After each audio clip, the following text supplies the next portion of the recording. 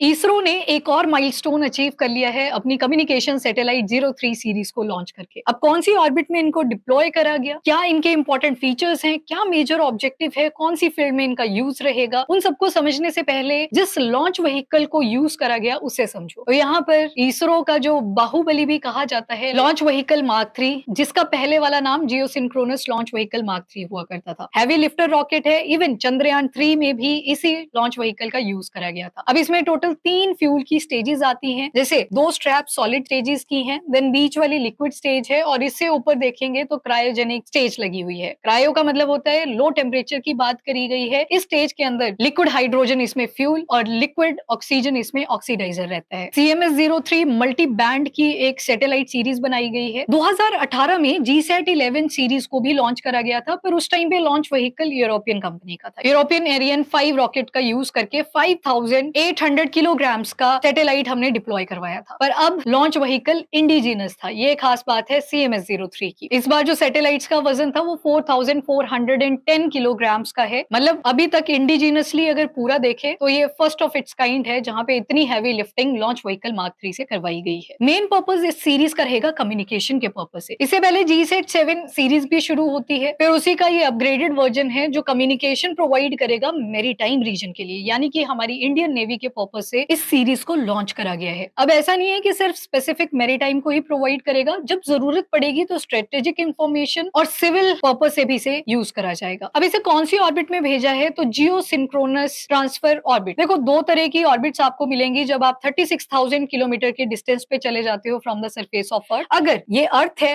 अर्थ का ये इक्वेटर है 0 डिग्री पे, इसके अराउंड ही कोई सैटेलाइट रिवॉल्व कर रही है, जैसे जैसे अर्थ रोटेट कर रही है विद इन 24 आवर्स, तो उस सैटेलाइट को कहा जाता है जियो स्टेशनरी अर्थ ऑर्बिट, यानी कि वो 0 डिग्री पे ही रिवॉल्व करती रहेगी जैसे जैसे अर्थ रोटेट करेगा। पर वहीं पे जो जियो सिंक्रोनस ट्रांसफर ऑर्बिट होती है वो कोई एंगल भी बना सकती है, इंक्लाइंड नेचर की होगी। अगर ये सारा सर्कल जियो सिंक्रोनस ट्रांसफर ऑर्बिट्स का है तो उसमें से एक सेक्शन जियो स्टेशनरी अर्थ ऑर्बिट्स का रहेगा। दोनों 36,000 किलोमीटर के डिस्टेंस पे ही लोकेटेड होती हैं, पर एंगल में वेरिएशन आती है। अब जब इसरो ऐसे सक्सेसफुल मिशन कंडक्ट करता है तो इससे प्राइवेट सेक्टर में भी बूस्ट मिलता है। आज के टाइम पे आपको बहुत सी प्राइवेट कंपनीज मिलेंगी, जैसे Skyroot aerospace, Agnikul cosmos, Bellatrix, Dhruva space etcetera.